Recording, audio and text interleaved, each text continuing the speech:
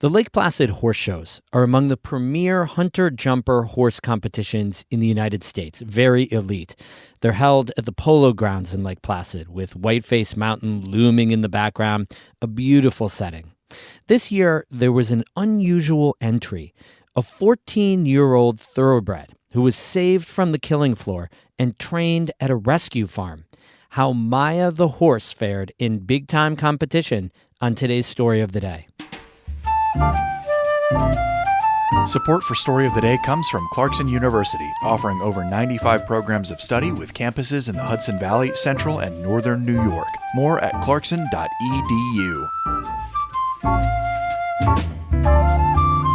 Hey, I'm David Sommerstein. It's Friday, October 25th. First up, 2 St. Lawrence County men were arrested last week for their part in the January 6th attack on the U.S. Capitol.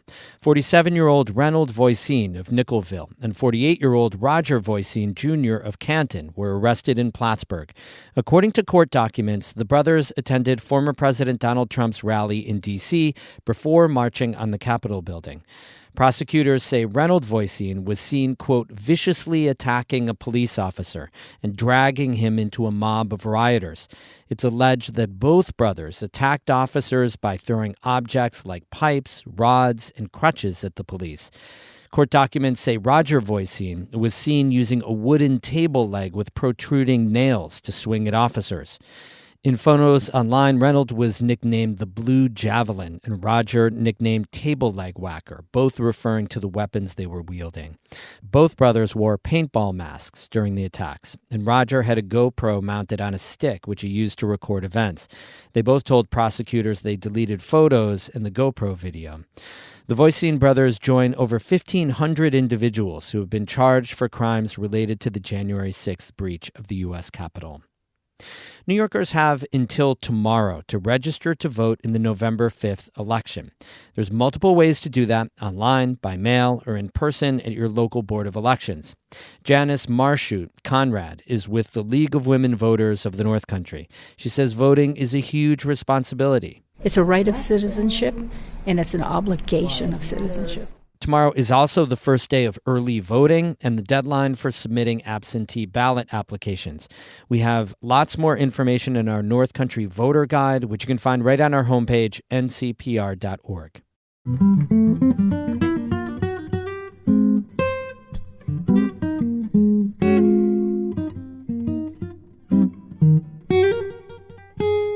So at the Lake Placid Horse Shows this summer, an underdog entry took everyone by surprise. The rider was local, and the horse was a 14-year-old thoroughbred rescued from slaughter. As Amy Feiereisel reports, the story starts at an animal sanctuary in Keene Valley. The pigs at Pinebrook Farm love people. This is one of the 3 little pigs. This is Jessie. That's Dave Nethaway. He and his wife, Jess Hartley, run Pinebrook Farm as an animal sanctuary. Yeah, here comes Dragon. Oh, I see the difference between a potbelly pig and a dragon pig. Nethaway and Hartley have been taking in animals here since 2019, when they bought this historic Keene Valley farm right next to Marcy Field. Here comes Mr. Ben. Hi, Ben. They've got 4 pigs, 1 donkey, and 5 thoroughbred horses. The horses are under an apple tree, munching on the fallen fruit. So Maya is the one on the right there. She's the black mare wearing the orange booties. Maya and Jess Hartley are the stars of this story. Hartley bought Maya and her daughter Maggie at auction about 2 years ago. They came from a thoroughbred breeding farm where the owner had passed away unexpectedly. Hartley has a passion for thoroughbreds. She says they're the pit bulls of the horse world, often considered wild, flighty, even dangerous. They're bred for racing, but they often live short lives. After the track, when they're done with their racing careers, often they find themselves in pretty dicey situations. Like in an auction pen. I was literally bidding against kill buyers. But Hartley won Maya and Maggie and brought them both home to Keene Valley. First, she just let Maya rest. Then last May, Hartley started retraining her. That's working with a horse to get them comfortable and safe around humans. So I gave her time to recover, started the retraining process, and realized that I had a really nice horse on my hands, that she was very talented, she was very confident, she had a great brain, and just wanted to do things with me. Maya's underdog history started with 4 years on the racetrack. Then she was bred for 8 years. And then she spent 3 years basically neglected. She emerged as sort of my main partner, the one that I wanted to ride every day, the one that I wanted to work with, the one that that showed the aptitude, who turns out she really likes to jump. So I just kept going with her. Hartley retrieves Maya out of the paddock. Perfect girl. Her nose is so velvety. Yeah, very soft. She's relaxed and very friendly. You're a jumper. She says, I guess I am. Hartley says Maya is one of her calmest horses. But then you get her into the show ring, and she can turn it on. Jess trained Maya for less than a year. Then she decided to enter her in the Lake Placid Horse Shows, one of the premier iconic hunter-jumper competitions in the United States. This was really unusual. Competing on an auction horse at Lake Placid is not something that happens. You're competing against horses that have been mostly imported from Europe. They are purpose-bred to jump high. They're also younger. They cost tens of thousands of dollars. They have trainers and groomers and experience with horse shows. Lake Placid is a huge atmosphere. It's very carnival-like. It's a small space. There's a lot of horses. There's a lot of noise and activity. Hartley says she was prepared to head right back home if Maya was overwhelmed. That didn't happen. She walked into her stall the day that I trailered her up there. She walked into her stall and started eating hay within 10 seconds. I rode her the next day, and she just marched around the ring like she's been doing it her entire life. And she's just cool as a cucumber, knows why she's there, knows exactly what I'm asking her to do, and she loves it. They competed in the lowest division offered, on the .85 and 1 meter jumpers. Hartley says you go fast and try not to knock down poles. It was just me and her for 2 weeks, just hanging out, kind of rubbing shoulders with the big leaguers, and we had a blast. The duo came in 5th out of 22 pairs. Dave Nethaway was there watching. The cool part was really watching them sort of evolve and get better and better and get used to the course and get used to each other and sort of dial in things throughout the entire 2 weeks. I've never had so much fun in my life.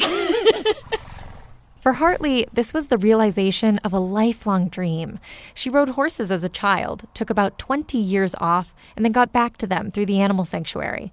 She never dreamed she'd get to compete at this level with one of her rescues.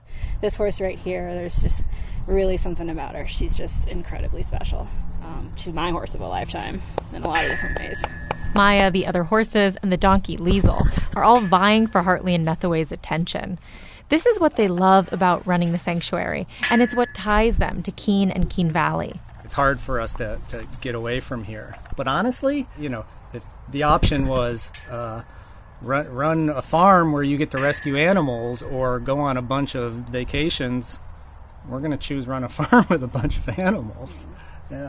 Hartley says she feels unbelievably lucky. For me to see them as individuals and get to interact with them every single day, multiple times a day, I mean, it's just, I can't imagine spending my time doing anything else. Hartley says they'll decide later whether to compete again with Maya in the Lake Placid shows next year.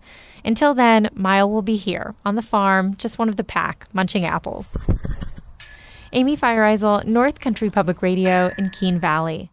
As you know from listening the last 2 weeks, these unique stories are only possible with your donations.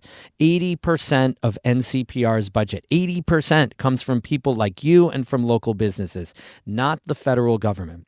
So the fall fundraiser we're finishing today is so important to keep this local and regional journalism going.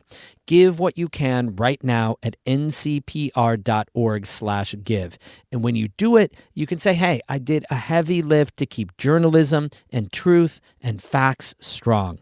Give $10 a month, $25 a month, $50 a month, or make a one-time donation of any kind. You choose how much you can give. The important thing is to give now. Go to ncpr.org/give. It'll only take a few minutes on this beautiful Friday evening. That's ncpr.org/give. Thanks so much for helping us wrap this thing up. Music today by Patricia Julian of Burlington and Paul Myers of Colton. Have a super weekend. I'm David Summerstein, North Country Public Radio.